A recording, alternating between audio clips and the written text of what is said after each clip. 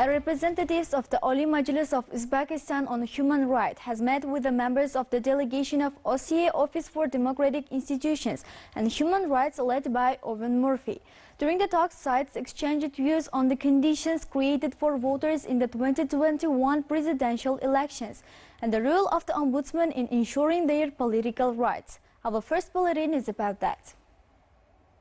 Participants pointed out that in the last elections, the Ombudsman and its regional representatives, in cooperation with civil society, conducted a series of monitoring and made recommendations to members of polling stations to create the necessary conditions for people with disabilities to vote. The Ombudsman also examined polling stations set up in penitentiaries so that prisoners and convicts who had the right to vote could exercise their right without hindrance.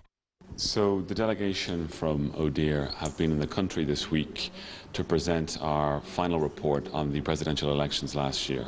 We had a full delegation last year to observe the presidential elections, and following on from that, we've published our report in April, which contains 24 recommendations. These are recommendations that we are making in terms of how the electoral process in the country of Uzbekistan can be reformed.